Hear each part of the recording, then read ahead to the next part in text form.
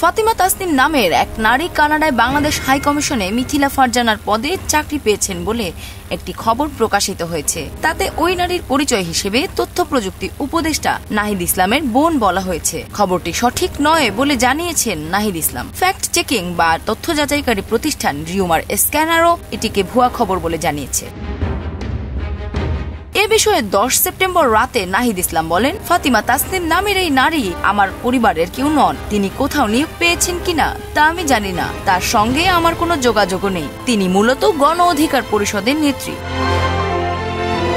এদিকে খবরটি যাচাই করে রিউমার স্ক্যানার বলেছে, বিডি প্যানোরামা নামে এই ভুইফোর সাইটটিতে বর্তমানে মাত্র 4টি নিউজ রয়েছে। এর একটি ফাতিমা তাসনিমকে নিয়ে। ফাতিমা তাসনিম গণ অধিকার পরিষদের উচ্চতর পরিষদের সদস্য। তাকে উপদেষ্টা নাহিদের বোন বলে দাবি করা হলেও আদতে তাদের মধ্যে কোনো সম্পর্ক নেই। ফাতিমা কানাডায় বাংলাদেশ হাই কমিশনে চাকরিও পাননি। জনপ্রশাসন মন্ত্রণালয় এমন কোনো বিজ্ঞপ্তিই দেননি। ফাতিমা রিউমার স্ক্যানারকে বলেছেন, এটি পুরোটাই একটা ভুয়া নিউজ। এর সঙ্গে বাস্তবে কোনো সত্যতা নেই। তাছাড়া আমি এই ইউনিভার্সিটি থেকে পড়াশোনা করিনি। সবকিছুই অসত্য ও মিথ্যা।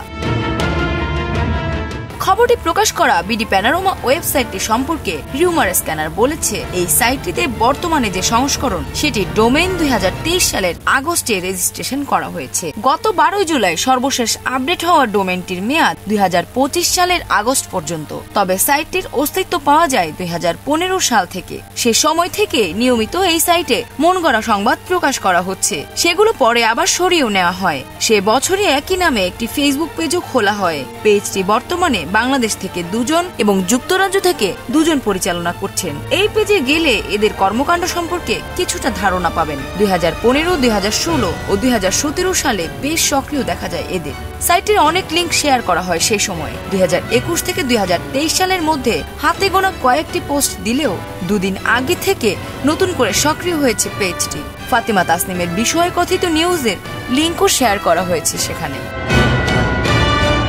ডেস্ক রিপোর্ট, দেশ রূপান্তর।